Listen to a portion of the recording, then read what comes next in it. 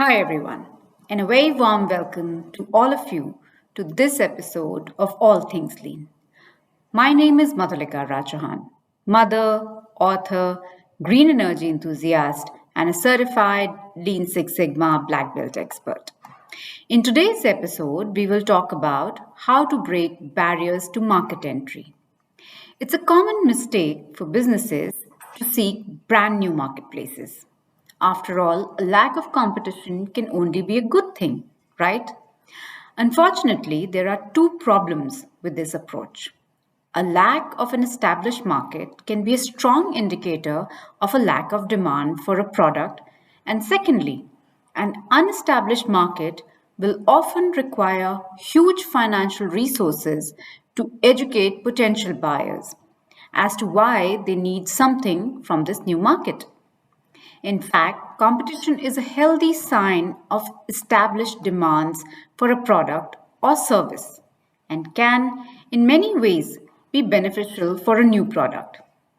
However, competition is often delivers new barriers to entry to marketplace, and there are many other sources that may create barriers to market entry as well. McAfee, Milon, and William, in their paper, What is a Barrier to Entry, published in the American Economic Review, quote Gregor Stringler, who says that a barrier to entry is a cost of producing which must be borne by a firm which seeks to enter an industry but is not borne by a firm already in the industry. The same authors quote Franklin M. Fisher in their paper, Economic and Antitrust Barriers to Entry, who says that a barrier to entry is anything that prevents entry when entry is socially beneficial. However, you define a barrier to entry to a marketplace, it must be overcome before your product can be adopted by your users and consumers. Let's look at some of the common barriers to market entry for products and firms in a new market. The first being advertising and marketing. Established brands often have larger budgets for advertising than new arrivals in a marketplace. This can enable them to crush new entrants by spending heavily on marketing and thus drowning out messages from the new entrants. Potential customers will also be more exposed to these established brands and thus may regard the new brand with suspicion. It is important for a new entrant to a market to carefully consider how they will approach the market and what the costs may be before they commit to entering that market. Capital costs. One of the most common barriers to entry to a new player is the cost of entering a market. The equipment they use to make their products, the buildings they make them in and work from, the raw materials all incur cost. In some markets, the capital costs prevent all but a handful of possible new players from entering. Consider the capital costs, for example, in an establishing a new telecom network. Billions of dollars of investment dramatically reduce the opportunities to start up your own operator. Monopolization of resources. In some instances, the very resources needed to produce the finished product are tied up with a single producer or producers. China has effectively dominated solar panel production this way by ensuring that Chinese firms are given priority access to raw silicon, a product that China has a near but not total monopoly in producing. Cost advantages, excluding economies of scale. Established players in a market may have competitive access to raw materials or strong geographic locations, which enable cheaper production of goods. They may also have developed or licensed proprietary technologies that make it more expensive for a new entrant to produce similar goods. They're also likely to have the experience to reduce production cost that a new entrant may lack. Customer loyalty. Nearly every new year, a new type of cola is introduced to the global market, and nearly every year, this cola either fails or quickly becomes a niche product in a local market. Pepsi and Coca Cola have a near monopoly in the cola market, and this is mainly due to customer loyalty. Well established, strong brands have a large advantage with customer loyalty. Distribution. Both distributors and retailers in a certain sector might either be contractually prohibited from doing business with competing businesses by contracts with existing businesses or may be highly incentivized for doing so. This can make it difficult for a new market entrant to get their product in front of customers in order for them to adopt them. Economies of scale. Economies of scale benefit large established players in a market because they buy large volumes of raw material and intermediary products. They get them at a preferential price. This may make it difficult for a new entrant to a market to produce goods as cheaply as the established players. In some cases, technological advances can quickly eliminate economies of scale. Today, computing power, for example, is available to nearly all businesses. 50 years ago, only industrial giants could afford and access to have such an advantage. Regulatory barriers. Governments take a strong interest in certain market sectors, and new entrants may be required to jump through a lot of legal hoops before they can enter a market. Licenses, permissions, compliances, etc., all add additional financial and administrative burden to new entrants to a market. Inelastic demand. Many new entrants to a market will try and adopt a cheaper pricing strategy to persuade customers to defect from existing competition. This can be a mistake if the demand for a product comes from a price insensitive customers. Cigarette smokers are a good example for price insensitive customers.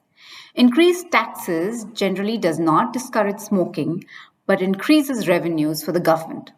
Cigarette smokers also tend to be brand loyal, and a discount will not necessarily encourage a change of brand. Intellectual property. You only have to witness Apple and Samsung slugging it out in the courts to realize that even the bigger companies have issues with intellectual property when entering new markets. Patents, copyrights, trademarks, etc., can be costly to obtain, market, and protect. When the intellectual property required to succeed is owned by a competitor, it may be costly to appropriate, driving up production prices.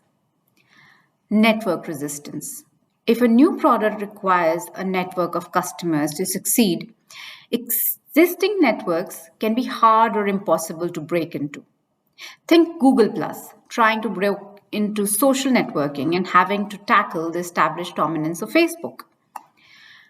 Predatory pricing effects.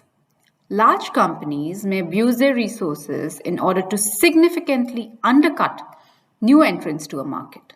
This is sometimes referred to as loss leading. This makes it impossible for a new entrant with a shallower financial resources to compete. Technically, this practice is illegal in most jurisdictions, but in reality, it can be a very difficult and time consuming to prove, and this can drive a new entrant out of business before the matter is resolved legally. Restrictive practices. Many airlines have agreements that allow them to dictate the allocation of landing slots at airports. This in turn makes it difficult for a new airline to establish themselves because of difficulty in obtaining landing slots. This is a restrictive practice and again may be illegal in some jurisdictions. Once again, having the time and money to enforce this is a luxury not afforded to all new entrants. Sunk costs. If it costs a lot of money to enter a market, that money is not recoverable. Should the entrant try to leave the market following failure to gain adoption from users or customers? It is a barrier to entry as it dramatically increases the risk involved in the market entry. Switching impedance. The harder it is to change from one supplier to another, the less likely they will change. For a long time, banks were very big beneficiaries of this practice. Moving accounts required a painful manual process of visiting a branch, opening a new account, making written instructions for all existing instructions to be replaced, then visiting the branch of the old bank and repeating the process. Now that this process in many places is painless and electronic, most customers change the banks. Taxes and tariffs. Some markets are protected by tariffs established on the entrance from outside of that jurisdiction. Other jurisdictions offer tax regimes which are highly beneficial to large established players, which cannot be exploited by newer, smaller market entrants. So, how do we go about overcoming the barriers to market entry? It is almost impossible to offer a single strategy or strategies to overcoming the barriers to a market entry. However, barriers should be identified prior to product development, taking place, and strategies determined to overcome these barriers before any significant investment in development is made. Failure to understand how to overcome the barriers to market entry may result in a failure of the market to adopt your products and ultimately may even cause the business to fail. So, what are the takeaways? Barrier to entry, market entries are challenges to overcome if you want to enter a market and succeed. You need to decide what barriers lie in the way of your market entry very early in the product development or design process and understand how you intend to overcome such barriers. As Charles Eames, the famous designer, once said, the details are not the details, they make the design. With this, we come to an end to this episode of All Things Lean. Don't forget to like and subscribe and comment in the comment section on what you'd like to hear more. Until next time, this is your host, Madhulika Rajahan, signing off. Have a wonderful day ahead.